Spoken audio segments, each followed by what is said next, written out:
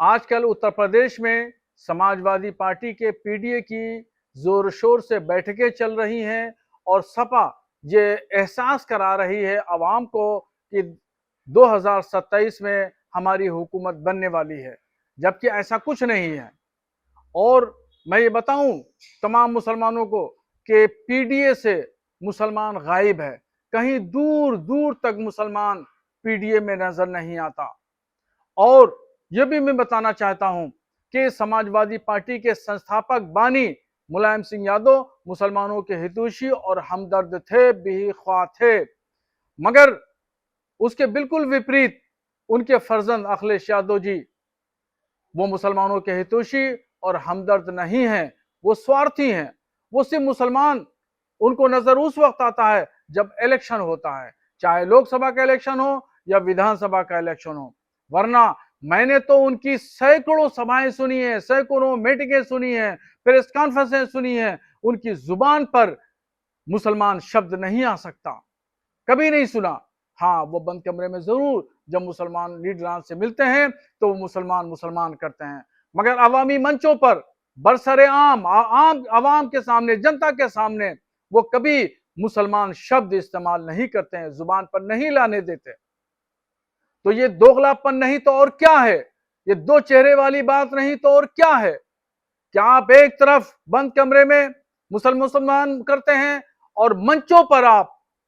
मुसलमान शब्द गायब हो जाता है। इसलिए अखिलेश यादव को मैं मुसलमानों का हितैषी और हमदर्द भी ख्वाह नहीं मानता हूं, बल्कि मफाद परस्त और स्वार्थी मानता हूं। अब रही गई बात भारतीय जनता पार्टी की, तो भारतीय जनता पार्टी पर मुसलमान कभी कभी विचार करता है, कुछ सियासी हालात मंजरनामा ऐसा बनता है कि मुसलमान भाजपा की तरफ जाने की कोशिश करता है, सोचता है, विचार करता है, मगर वहां चंद लोग ऐसे हैं जो मुसलमानों के खिलाफ गलत बयानबाजी कर देते हैं, जिसकी वजह से मुसलमान फिर वापस पलट आता है।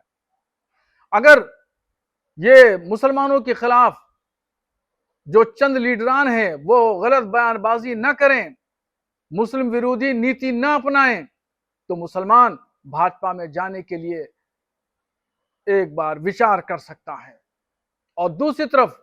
भाजपा को मुसलमानों के लिए दरवाजे खोलना होंगे,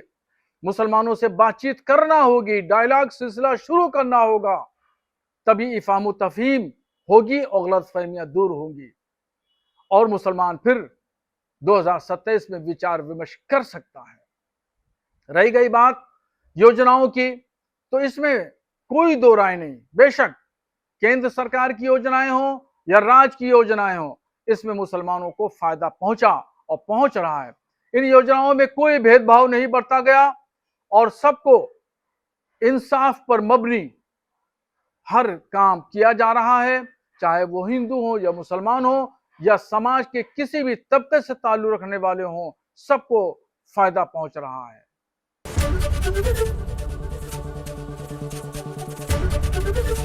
एबीपी गंगा, खबर आपकी, जुबान आपकी।